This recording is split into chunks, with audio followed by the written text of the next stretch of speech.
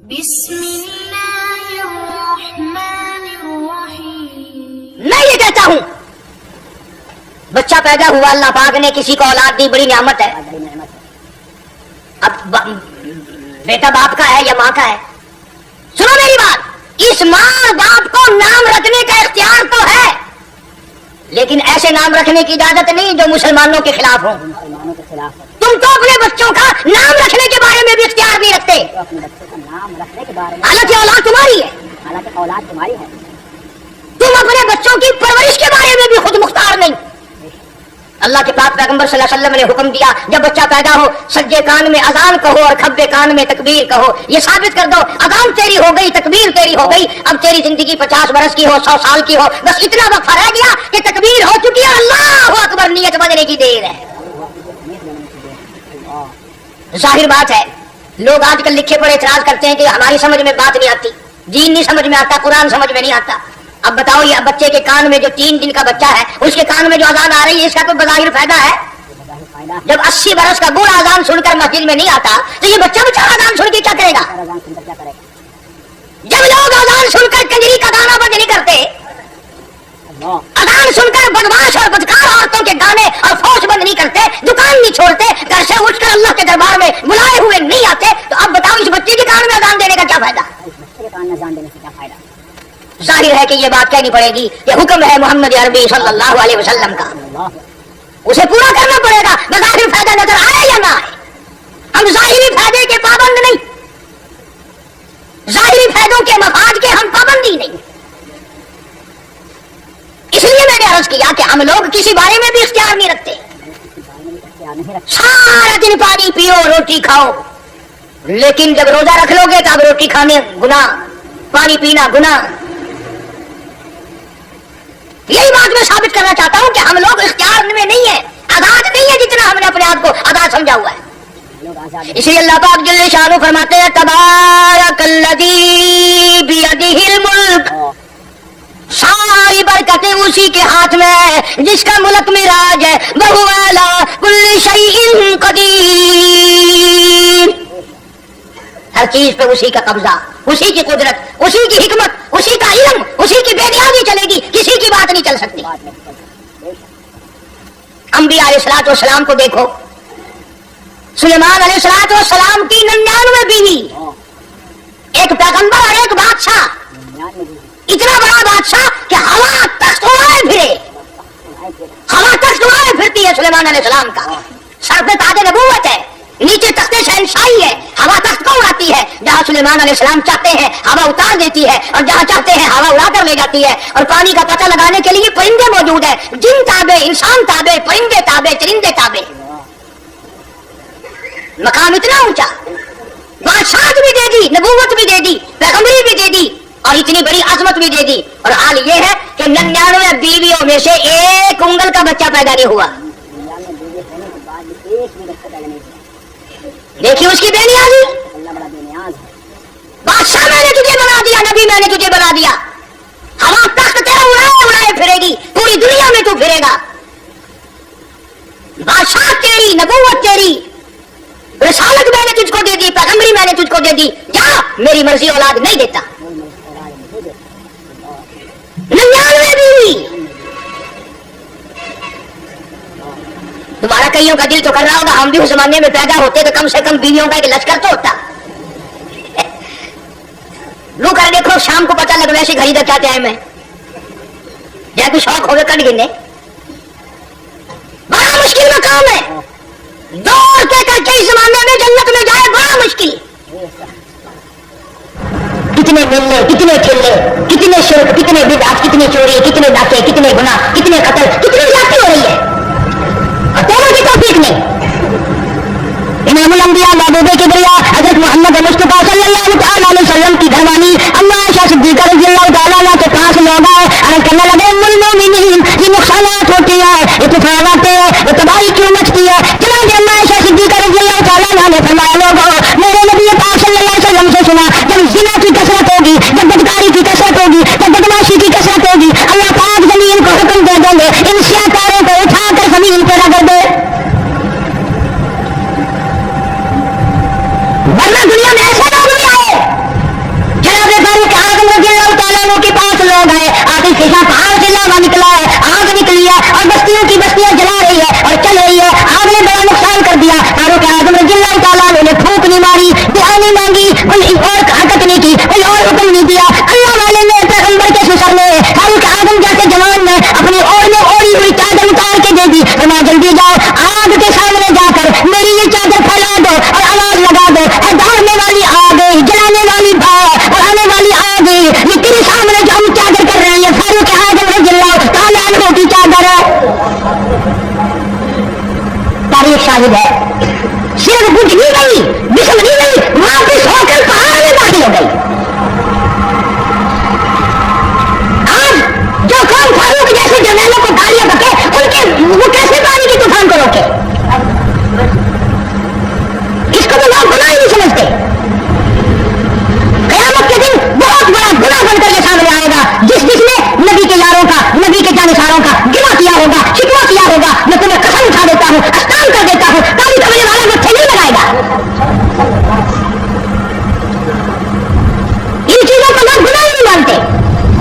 جناب فاروق اعظم رضی اللہ تعالیٰ مدینہ منورہ میں کتنی پاک سرزمین ہے, امام الانبیاء کا شہر ہے, علی کمرے والے کا شہر ہے, نبی کے 10,000 جرنیلوں کا شہر ہے, اہل بیت کا شہر ہے, سیدہ زینب سیدہ رقیہ کا شہر ہے, سیدہ ام کلثوم سیدہ فاطمہ الزہرا کا شہر ہے, حسنین کریمین کا مسکن ہے, اللہ والوں کی بستی ہے, صحابیات اور صحابہ کرام کا ٹھکانہ ہے, اما عائشہ صدیقہ کا ٹھکانہ ہے, سیدہ ام سلمہ کا ٹھکانہ, ام حبیبہ کا گھرانہ ہے, سیدہ صفیہ کا گھرانہ ہے. یہ سب کچھ ہوتے ہوئے مدینہ میں زلزلہ آیا. فاروق نے دعا نہیں مانگی, فاروق نے سجدہ نہیں کیا, بلکہ اپنا کوڑا اٹھا کر زمین پہ مارا. فرمایا اسکن ٹھہر جا. یہ نہیں فرمایا کہ میں نے تجھ پر نمازیں بڑی پڑھی ہیں, میں نے سجدے بڑے کیے ہیں, میں نے قرآن کی تلاوت تجھ پہ بڑی کی ہے, نظام سلطنت اسلام کے مطابق میں نے چلایا ہے. فاروق کہتا ہے زمین کو تجھے ہلنے کی اجازت نہیں, اس لیے کہ میں نے تجھ پہ انصاف ہے, عدل کیا ہے. جب ہمارے عدالتوں میں بے انصافی ہوگی, عدالت جب بے انصافی کرتی ہے, خدا کا قہر جوش میں آتا ہے کہ نام انصاف کا اور ہے سراسر بے انصافی. پنچایتوں میں, میٹنگوں میں, محلوں میں کونسلر اکٹھے ہوں گے, وہاں ہمیشہ غلط فیصلہ کرنا ہے, یہ دیکھ کر فیصلہ کرنا ہے, اور اس کو گناہ نہیں مانتے. جس کی حمایت کی ہے نا, جب اس کو الگ مل کر کہتے ہیں بیٹا دے سامنے ہاتھ میں اچھے دے, بیٹے سامنے ہاتھ لگانا, ایسی کر بھی تو پڑے باہر اگر نہ سارے کر دے رہے پھر سامنے بےمانی کرنی, پھر فخر کرنا, پھر تکبر کرنا.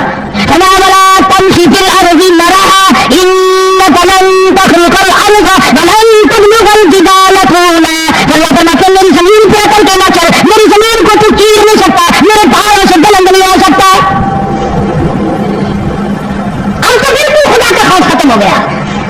ایسی تکلیف پہنچاتے ہیں, ایسی پریشانی پہنچاتے ہیں.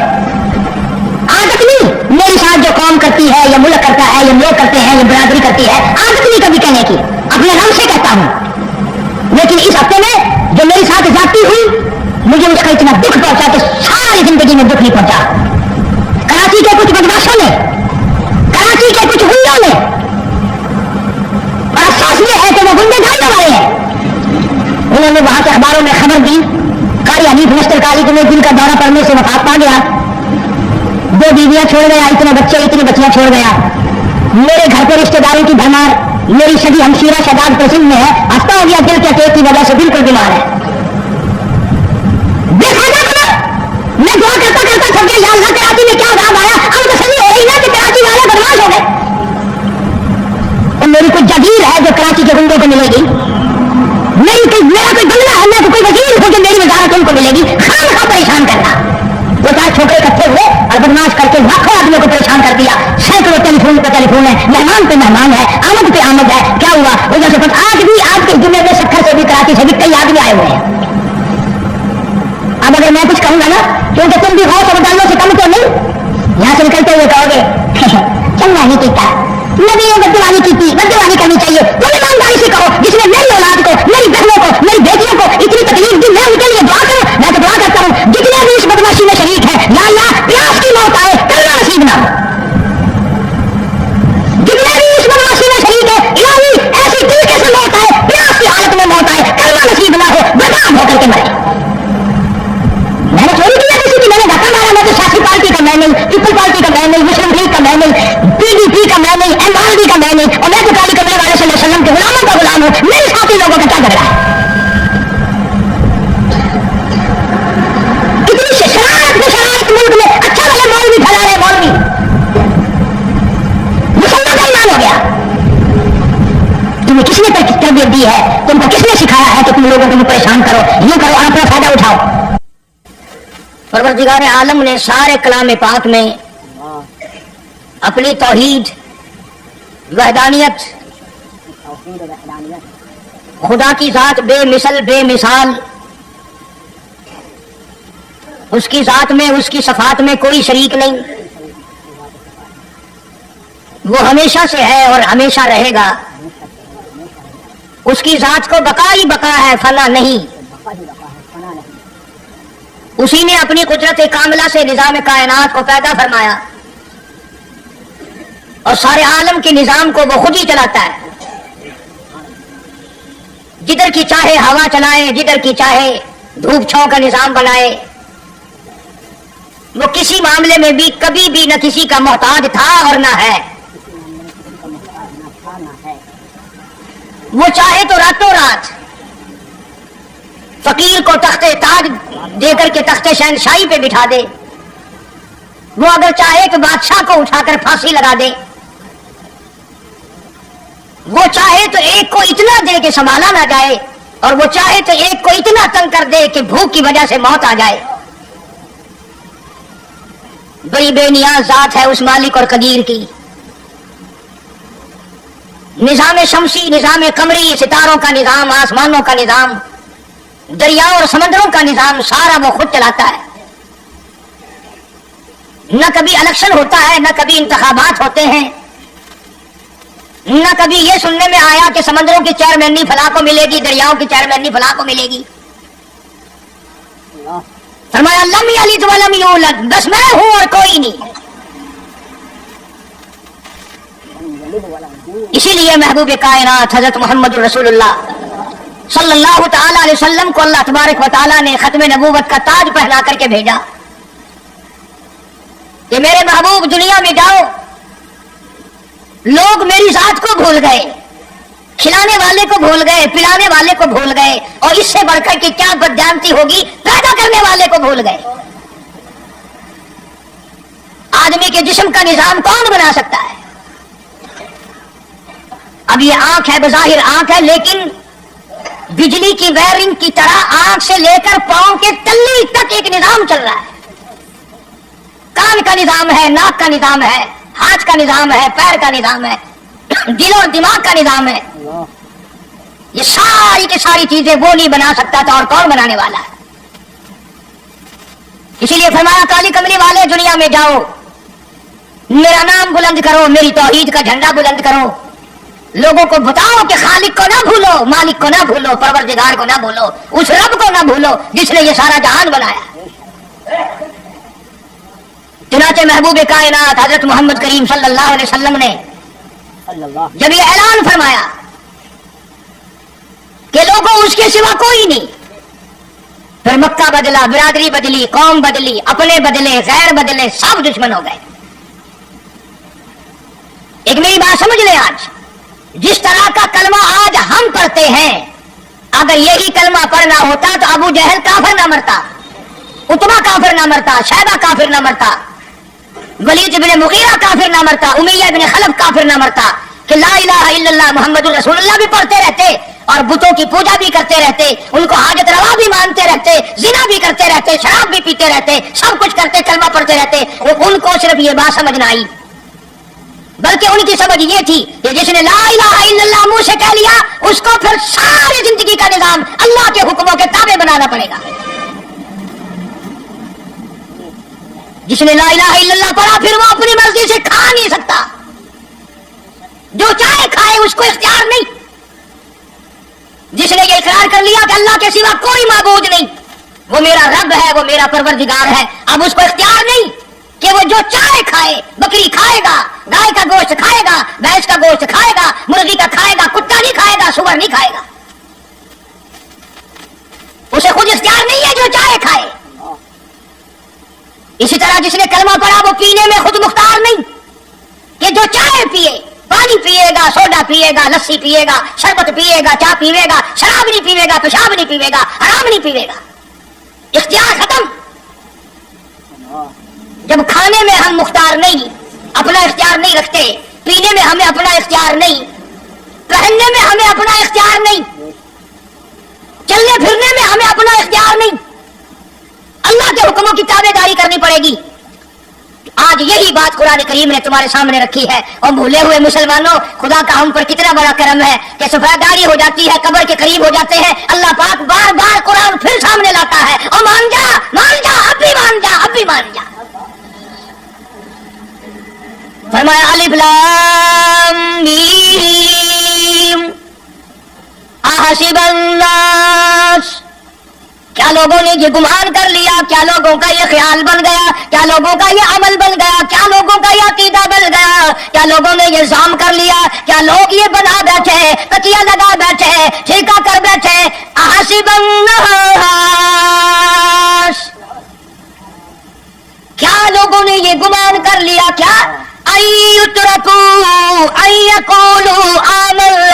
اتنا کہنے پر چھوٹ جائیں گے، اتنا کہنے سے جنت میں چلے جائیں گے، اتنا کہنے سے جہنم سے بچ جائیں گے، پلسرات کا عذاب سے بچ جائیں گے، آمنا میں مانتا ہوں۔ صرف اتنا کہنے پر چھوٹ نہیں، قرآن کا مقصد یہ ہے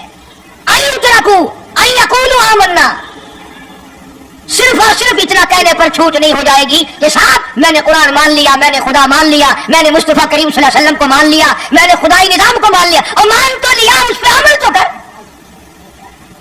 فرمایا وَهُمْ لَا يُفْتَنُونَ، اللہ فرماتے ہیں میں آزما کر دیکھوں گا۔ اگر ماسٹر کو امتحان لینے کا اختیار ہے کہ بچہ فیل ہے یا پاس، ڈاکٹروں کو امتحان لینے کا اختیار ہے، پروفیسروں کو امتحان لینے کا اختیار ہے، تو فرمایا وَلَقَدْ فَتَنَّا الَّذِينَ مِن قَبْلِهِمْ فَلَيَعْلَمَنَّ اللَّهُ الَّذِينَ صَدَقُوا وَلَيَعْلَمَنَّ الْكَاذِبِينَ۔ میں خدا بھی امتحان لوں گا، میں بھی آزماؤں گا، میں بھی جانچ کروں گا، میں بھی پڑتال کروں گا۔ آمنا کون سا زبان سے کہتا ہے، کون سا دل سے کہتا ہے، آمنا میں نے مان لیا، کس کی زبان کی نوک پہ کلمہ رکھا ہوا ہے اور کس کے خون کے قطرے قطرے میں بس گیا، میں یہ آزما کر دیکھوں گا، میں یہ پتا کروں گا کہ آمنا کہنے والے لوگوں کا حال کیا ہے۔ کہیں ایسا تو نہیں کہ ادھر کلمہ بھی چل رہا ہے، ادھر قبروں کو بھی چاٹا جا رہا ہے، ادھر کلمہ بھی چل رہا ہے، ادھر قبر پرستی بھی ہو رہی ہے، بت پرستی بھی ہو رہی ہے۔ ارے ہندو اگر بت کی پوجا کرے تو کافر ہے، اور مسلمان 100 قبروں کی مٹی جاتے ابھی مسلمان ہے۔ جناب صحابہ کرام رضوان اللہ تعالی علیہم اجمعین کی جانثار جماعت، وفادار جماعت، نبی کے اشاروں پہ جان دینے والی جماعت، نبی کے سچے عاشق صحابہ کرام کی جماعت آئی، عرض کیا یا رسول اللہ صلی اللہ علیہ وسلم، ہم قیصر و کسریٰ کے دربار میں جاتے ہیں، بڑے بڑے بادشاہوں کے دربار میں جاتے ہیں، ہم دیکھتے ہیں ان کے لوگ کارندے اپنے بادشاہوں کو سجدہ کرتے ہیں، آپ امام الانبیاء، آپ رسولوں کے رسول، آپ نبیوں کے نبی، ساری کائنات کے سردار، اجازت دو ہم بھی آپ کو سجدہ کیا کریں، اجازت دیں ہم بھی آپ کو سجدہ کرنا چاہتے، ہمارا دل چاہتا ہے، آپ تو بادشاہوں کے بادشاہ ہیں۔ فرمایا لعن اللہ الیہود والنصارى، اندازہ لگاؤ سوال کیا کیا تھا اور اللہ کے پاک پیغمبر صلی اللہ علیہ وسلم نے جواب کیا دیا ہے؟ یہی فرما دیتے کہ نہیں بھائی، بلکہ مثال دی پچھلی، لعن اللہ الیہود والنصارى، اللہ تعالیٰ نے لعنتی بنا دیا یہود و نصارہ کو، کیوں؟ اتخذوا قبور انبیائہم مساجدا، انہوں نے اپنے نبیوں کی قبروں کو سجدہ گاہ بنایا، اس لیے ملعون بن گئے، لعنتی بن گئے کہ انبیاء علیہ الصلوۃ والسلام کی قبروں کو سجدے شروع کر دیے۔ چلو یہاں پہ بات ختم ہو جانی چاہیے تھی، اتخذوا قبور انبیائہم مساجدا۔ مالک کائنات کی حضور میں رحمت صلی اللہ تعالی علیہ وسلم نے جھولی پھیلا دی۔ صحابہ کرام نے ایک سوال کیا، اللہ کے پاک پیغمبر نے اس کا جواب دے دیا، بات ختم ہو گئی، لیکن اللہ کے پاک پیغمبر نے اس بات کو اتنا پختہ کر کے دکھایا اور یہ ثابت کر دیا، میرے صحابہ تم نے سوال کیا میں نے جواب دے دیا، آگے رب کی حضور میں جھولی پھیلا دی، الہ العالمین تیرے دروازے پہ میرا سوال ہے اللہم لا تجعل قبری اصنام، مولا میری قبر کو سجدہ گاہ نہ بننے دینا، تو سے دعا مانگتا ہوں میری قبر کی سجدہ گاہ نہ بنے، میری قبر کو لوگ بتوں کی طرح سے نہ مانے۔ لوگ آج ایک بات کرتے ہیں کہ جی ہم نے اپنے باپ دادا کو یوں کرتے دیکھا، اب قرآن ماننے یا دادا پر دادا کو مانے؟ محبوب کائنات حضرت محمد کریم صلی اللہ تعالی علیہ وسلم نے جب قوم کے سامنے اللہ کا قرآن رکھا، یہی جواب انہوں نے دیا وَإِذَا قِيلَ لَهُمْ تَعَالَوْا إِلَىٰ مَا أَنزَلَ اللَّهُ وَإِلَى الرَّسُولِ، مکے والے کہتے تھے او اللہ کے نبی خدا کی بات مانے، قرآن مانے، رسول کو مانے، ما حسبنا ما وجدنا علیہ آباءنا، یا اس رستے کو ماننے جس پر ہم نے اپنے بڑکوں کو دیکھا، اپنے باپ دادا کو دیکھا، اس رستے پہ چلیں یا قرآن کے رستے پہ چلیں؟ ظاہر بات ہے ساری برادریاں غلط، ساری رسومات غلط، ساری لغویات غلط، ساری خرافات غلط، سارا جہان کوڑا کالی کملی والا سچا، سارا جہان جھوٹا، خدا کا قرآن سچا، خدا کی ذات سچی، خدا کا فرمان سچا۔